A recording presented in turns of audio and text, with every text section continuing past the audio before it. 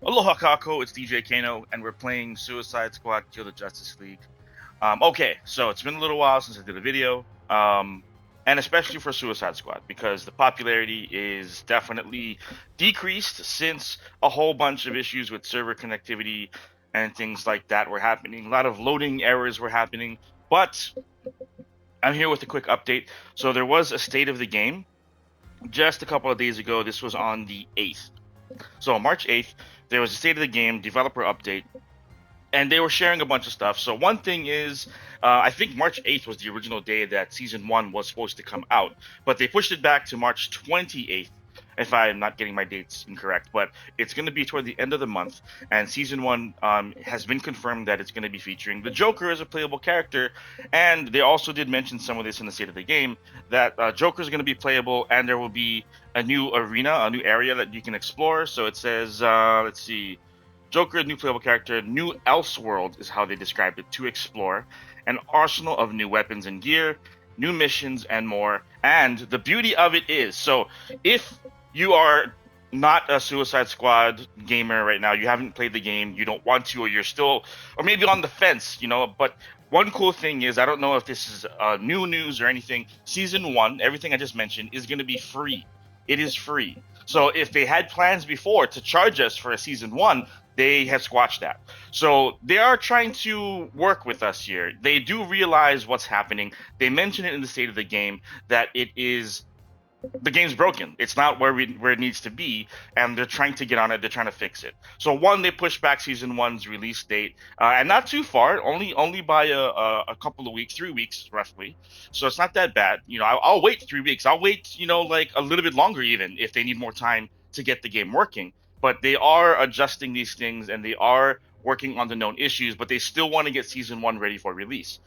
Some articles that I read, that I've seen, I'm trying to stay up on the news as much as I can. Some people had mentioned that they're contracted for 4 seasons. So I don't know how that really works. If the popularity continues to decrease, if they're going to stay on it for 4 seasons, or if it really, really is bad and Season 1 flops, that are we stuck with that? Are they going to just drop it and cut their losses and leave it alone? So I really hope that's not the case. I'm still stoked. At least we have a Season 1. I'm hoping it can increase the popularity.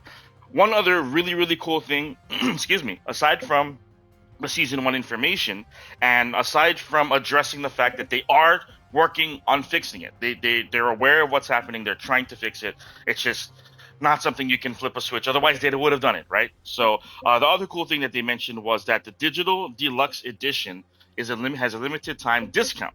So I didn't get a chance to see what the discount was. They don't mention the actual discount here. But if it's like what I saw on the physical disc copies on Amazon and a couple of other places, it went from 70 for the base game down to 50. So it's not like drastically low. They're not like just trying to give the game away. But $50 for a game that just came out roughly a month ago, a little over a month ago, and the game that they're working on, you know what I mean? I know that a lot of people have controversial thoughts on this, and they're like, I've heard only bad things, blah blah blah blah blah.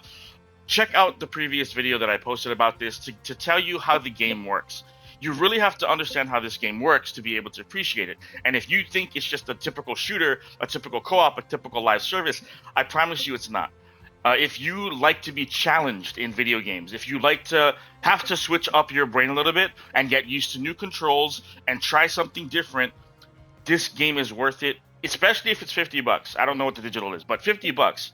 I still paid full price for the deluxe. Oh, and sorry, it says digital deluxe. So digital deluxe was 100 when it first released. So the fact that if it's down to 50, that's incredible. So it's like 50% off for a brand new game. And you might be like, well, but if it's broken, I'm not even buying the game. I'm buying a piece of garbage. They're fixing it. They're working on it. And in that spirit, I'm actually going to go and try something different here, and we'll see if what I've been hearing is right. I've been here before on matchmaking, and I can just click open to friends.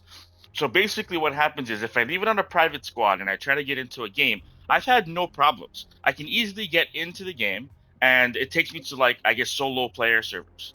But when I click open to friends, if I can get into the server and get into an active game, when friends look at me on the social menu, so right up here, social menu, when they find me on the social menu here, so if I have friends online, there should actually be an icon where I click on it, and it shouldn't only just say invite to squad. It should be able to say join squad. So right now it looks like Potsy is on invite to squad. That means he's probably playing solo, and or just he's got it on private and he can't get anybody joining his game. But if I were to go back to again squad and matchmaking opens to friends, if I try to join the server and go to play, I'll just do that right now and see if it'll get me in. If I can get in, it doesn't give me an error message. Everyone else that's on my friends list can select my name from the social menu like you saw, and they should be able to see a join squad. They should be able to join me. So that might be the easiest way to try to test it out. You don't have to try and wait for a friend to see if the servers are working. Just go to matchmaking, go to the friends server, and see if you can even just get in. Because I tried with friends before, because I don't want to keep interrupting my friends' games by like, okay, how about you join squad with me and then go? Because we're all in the squad menu, we're all loading, and nobody's able to play. So at least if I do it this way, I can try to log in, get in, and while my friend who might be actively playing, okay, I'm in, then you can try to join me. Okay, so try that out, and we'll see. I've gotten to this screen on numerous occasions, and then it'll just time out and just tell me that there's an interruption with the server or whatever the warning message is. So we'll see where we can get from here. It might take a few minutes, so I'll just talk a little bit more about the state of the game. There was a video attached to the state of the game update for the 8th on the Suicide Squad game. I think it's suicidesquadgame.com. And the little video, which I didn't even get a chance to watch, it looks like it features a new explosive. So it says, before you get any further into the update, here's a little sneak preview of an explosive, a new grenade you'll be able to unleash in Season 1. Based on your character, we've spotted several of you talking about it lately. So there is a new grenade. So that's kind of cool. I'm wondering what the features are and what it does. Go check it out when you have a chance. It's on top of the update website. So I'm excited. Season 1. I don't recall the last game that was available that I was excited about that had Joker as a playable character. I could have swore that there was a DLC or something going on in one of the Arkham games where you could play as Joker in the first Arkham game in Arkham Asylum, but I never looked into it. I never got into it. By the time I saw it, I was already out of the game. Okay, so here you go. This is exactly what we're looking at. So if you just try to join, you should be able to get into a friends only server, which is the server that people can co-op together.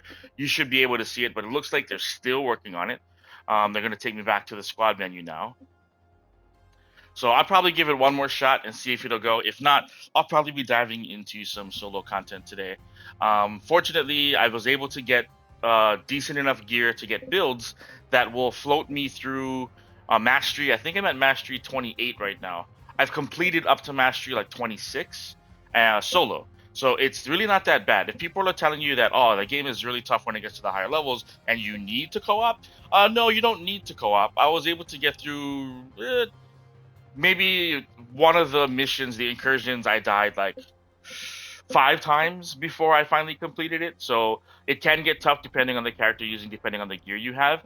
But that's no big deal. That's the name of the game when it comes to looter shooters. Just go ahead and farm for more gear. That's really what it's about. Farm for better gear, make a build, and I'll end with that. So let me just show you what I've been using for the higher level mastery on the incursions, and we'll call that a day here. All right, so this loadout, I do like this assault rifle. Unfortunately, I wasn't able to get the tier 3 assault rifle. Do I have it? I don't have it yet. So a building thunders. Is that a SMG or a assault rifle? A building thunder is an assault rifle. So I don't have this one just yet. I have the tier 2. So it struggles. I'll be honest. The tier 2 stuff struggles on the higher level stuff, the higher mastery stuff, the tier 3 area. So this has been okay though because it is the master version of it. So I'm getting 2,000 DPS out of it. It's still good for shooting them in the legs and getting them to be harvestable for shield harvest, or especially if you're running the damaged based harvest. So it's this one right here. So shield harvesting no longer gives shield pickups, but damage buff pickups instead. So you will be more vulnerable because you're not going to have as much shield, but the damage buff, you can tell a big difference, especially if you're trying to use a tier 2 in a tier 3 incursion.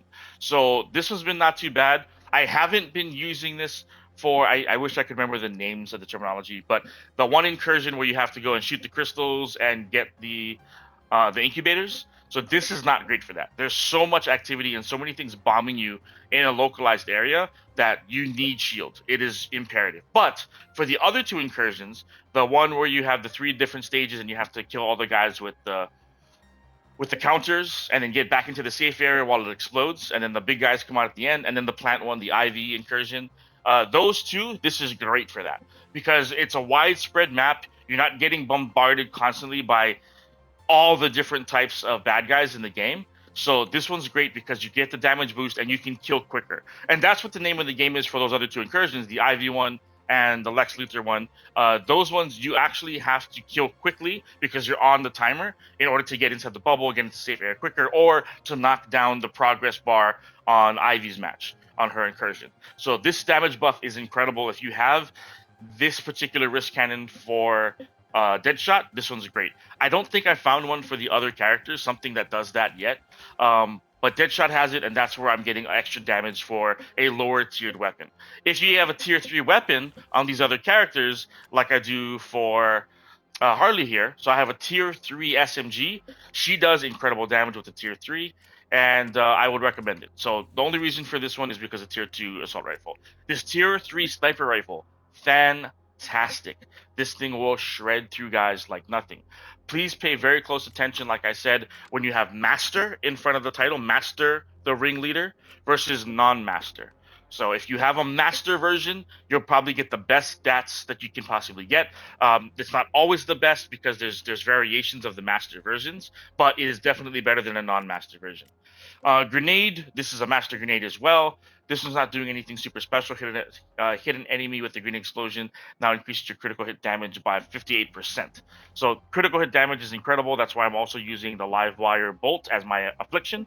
So if I can shock them and I can get this grenade, I'm getting a lot of crits out of this build. So the crits will definitely push you over the top, and because I'm running a tier 2. Let's see. So shield damage is all damage is increased by 50% while my shield is below 50. So I threw this one on, especially for the crystal incursion, because yeah, I'm constantly getting low shield. You're just getting hit by everything on the higher levels, especially if you're solo. So this one has been really helpful, and luckily I got the master version here. More capacity for my shield, which is great. Hovering for at least 5 seconds, critical hit chance with firearms is increased by 100%. So if you can hover while you're shooting, which is the name of the game in my opinion, traverse while you are shooting. Traversal combat is the name of the game, which makes this game more unique than people tend to realize.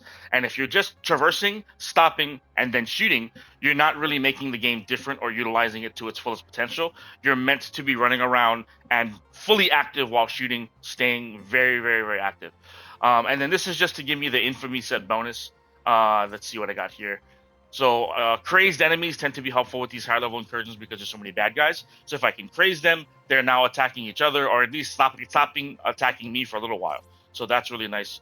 And they just happen to have pretty decent attributes on them. So damage to grunts, suicide strike regeneration, 25% damage to afflicted enemies. So because I got the live wire bolt for crits, that's been helpful, 25%. Frozen resistance isn't important, but I wanted the tier the Bane bonus, the 3-piece bonus. Pickup radius is nice for grabbing items nearby, and of course the 14% XP. So there's still some room for improvement on this build. I'm only running a tier 2 on the Bane Infamy set. I could push it up to a tier 3, get more benefits, get more bonuses, but for now this has been working on the mastery level that I'm at. So keep in mind, that's the name of the game. Farm for gear, pay attention to the variations. So I mentioned this in my previous video, but I'll show it one more time over here. So if I'm looking at even this, right, I'm looking at some of these sniper rifles. Let's go down to the unstarred ones. Do I have any? Okay, let's see.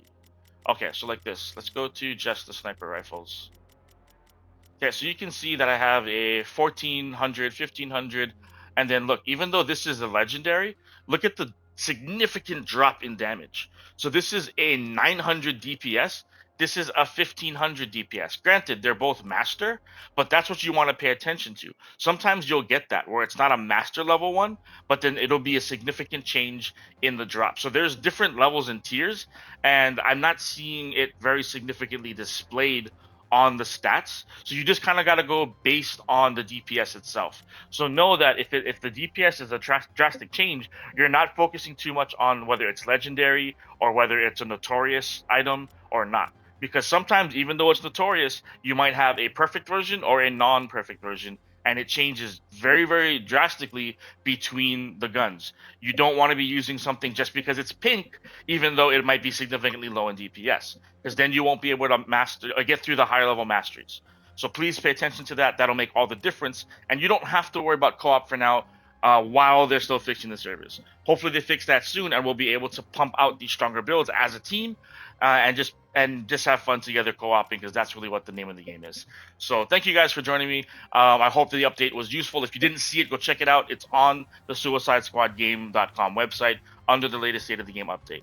Until the next time, I'm looking forward to the Joker Season 1 release and March 28th. You guys have a good one, and stay strong out there. I know it's tough. I know that the game is fun. Those that are already having fun, stay strong. Go play something else, but come back. Come back, support the game, because we would love to get more seasons. All right. Take care, everybody. Shoots.